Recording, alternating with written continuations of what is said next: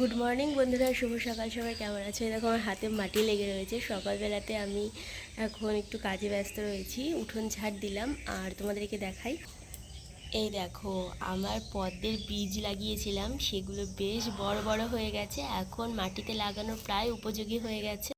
এদিকে আমি রাস্তায় বসে করছি মাটি সংগ্রহ, কারণ আমাকে ক্যামেরা করে দেওয়ার মতন কেউ নেই। তো এখান থেকে আমি এখন মাটি নিচ্ছি, আমার গাছের কিছু গোড়ায় দিতে হবে। এই যে এত সুন্দর সুন্দর লঙ্কার গাছগুলো দেখছো, এগুলো কিন্তু আমি নিজে একটাও লাগাইনি। মাটিতে আমি সার হিসাবে কাঁচা চোকলাগুলো সব দিয়ে দিই।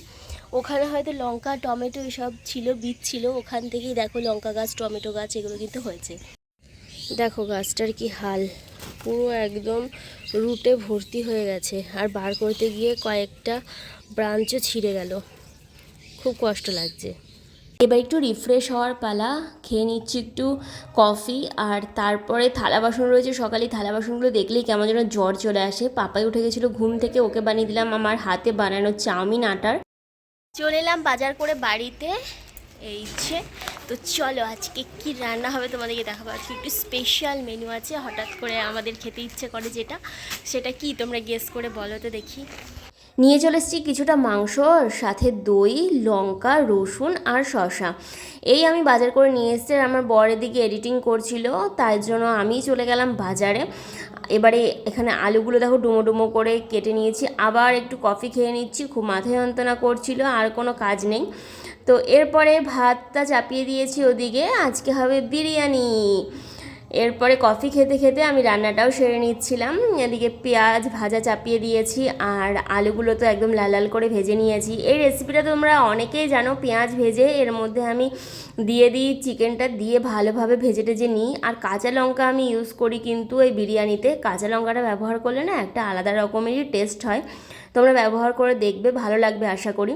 এরপর টমেটো, আদা, রসুন সব বাটা দিয়ে ভালোভাবে কষিয়ে নেব।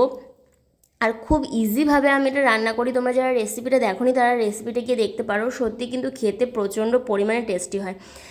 এরপরে এই যে দই দিয়ে দিলাম অনেকটা পরিমাণ, আর এরপর আবার কষিয়ে নেব।